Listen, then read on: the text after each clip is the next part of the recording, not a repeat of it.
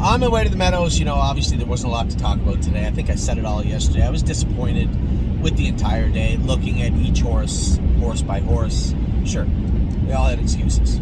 Electric Line, I told you when you looked at the way he raced the week before, and he went faster the week before than he did yesterday. Just didn't look as comfortable. That's something we can address. I would suspect his feet were probably bothering him a little bit. We got to the bottom of Resolute Bay. He was full of mucus. That can be cleaned up. He didn't. I know when I went and looked at him after the race. I mean, when we're unhooking the bike and I'm looking at him, I didn't see him uncomfortable, blowing, out of ordinary. So it wasn't. May have just been he was a little bit flat. Plus, it's not the trip for him. There's always that to fall back on. Either way, there was probably a decent excuse for both of them. The only one left a mystery from last night was Kenobi. But when I look at how poorly he raced, it looked eerily similar to 3 weeks before when he raced at the Meadows. We know it took place that day. His liver had jumped up quite a bit. And aside from that, I think with the track as hard as it was last night, his feet were probably bothering him a bit. He is going, the reason I made this video is because I wanted to reiterate to everybody, we do have some horses going to New York. Kenobi is going to Saratoga/Yonkers. So all of my partners on Kenobi, you have to make sure that you have a New York State Racing Commission license. In general, I want everybody just to take a minute that's watching this and think of what your license, where you're licensed, and when your expiry dates are, because there's nothing worse than getting an email or a text message from the judges or from a licensing office saying, hey Anthony, this person isn't licensed, the horse is in to go tomorrow, the next day, or heaven forbid, tonight. It poses a real problem, and I don't like making that call. Hey, Tom, Dick, Harry, Jane, whatever, gotta get licensed. This horse is racing tonight, and it can really affect his eligibility. And I know nobody wants to get that phone call either, right?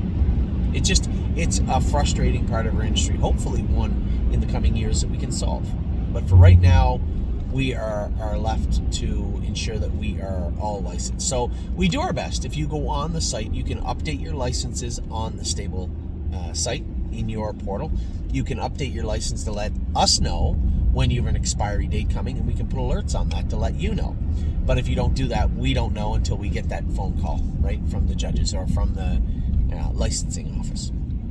So Kenobi is absolutely heading to New York State. So all my partners, you need to be licensed in the state of New York. That's a must. And that goes for Texsong Soprano. He is in to go with the 3-hole on Wednesday at Yonkers Raceway. Everybody absolutely has to be licensed. If you own 1%, of the horse, you will need a license. So that's important. I know it's frustrating. You don't have to tell me, but this is what we deal with right now. And this is on New York State. This is the reason we only have a couple of horses that are New York sired, right? This is the reason we don't race a ton of horses in Yonkers or in Saratoga for that matter, because of this. So it's unfortunate, but it is what it is, and we have to deal with it best we can. So those 2 horses, please make sure you're licensed. Kenobi and Texsong Soprano. Finished off the night last night with Walter's Keepsake losing a shoe. I would have been a little more frustrated, but there's no fault to be given out. I always listen for and look at the shoes if I feel they need to be shod or if there's some concerns going on. I didn't feel that way last night with Walter's Keepsake at all, and I always listen when I'm going out onto the track. When you're walking across the pavement in the paddock, you can hear if there's a loose shoe. Just as a driver, it's something I always automatically do. It's wired into me. And there was no loose shoes on him last night. Why did it come off when it did? I'm not sure.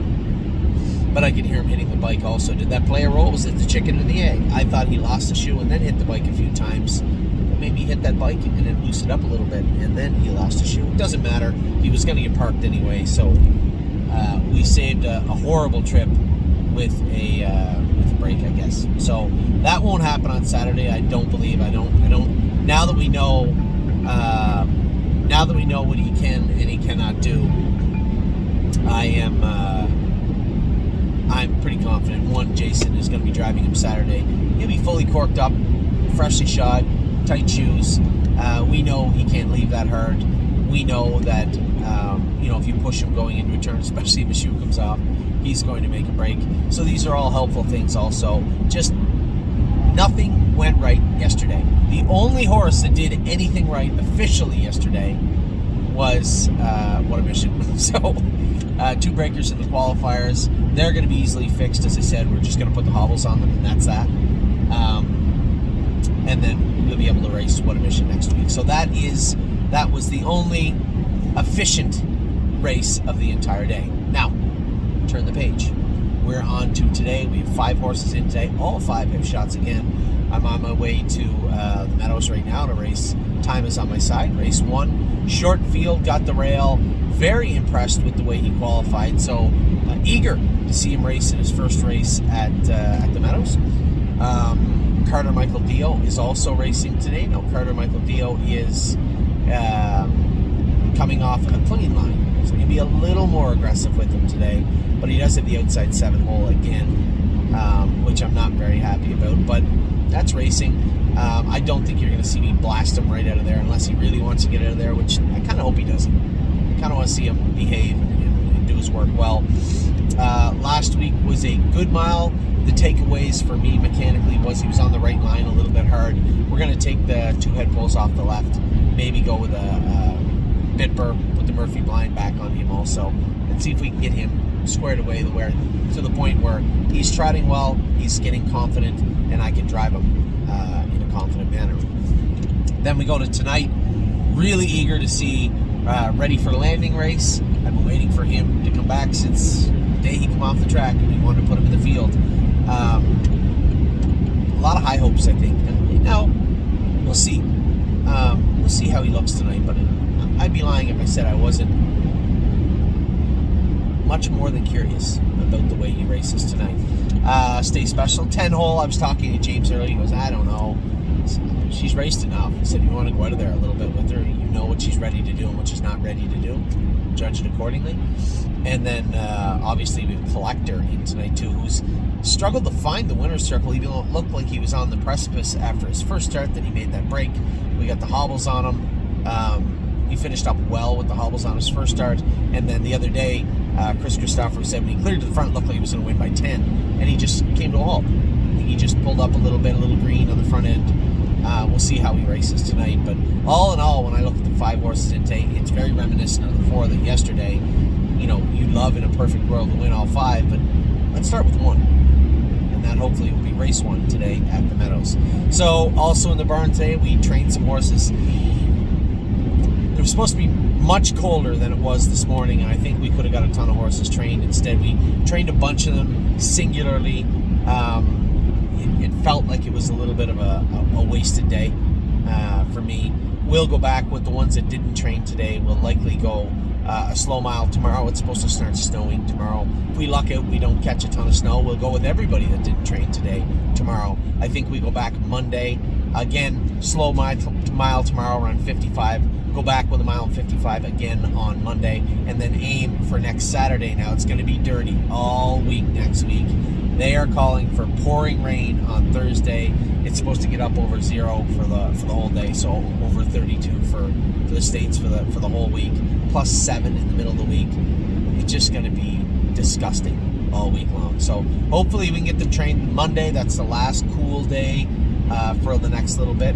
And then we're going to try and muscle through the week best we can, get them moved in the rain, and then get them trained for everybody on Saturday. I'm waiting to hear back from Curtis. Saturday is a no-go for the drone for him. I'm wondering if we can do it tomorrow. Now, I can't be there tomorrow. It's not the end of the world. But there is a chance of snow. Can the drone fly in that snow? That'll be up to Curtis. If he says yes, we'll see. Then we will put sets together, and we will try to drone tomorrow morning. So that is your update for today so far. I was going to wait till after the races, but I'm not falling for that again. No. It's a happy video. Good luck to everybody today, both at the Meadows and in Ontario. I will talk to you all very soon, hopefully with a much more positive disposition as it comes to our racing horses. So with that, I'll let you go. Take care.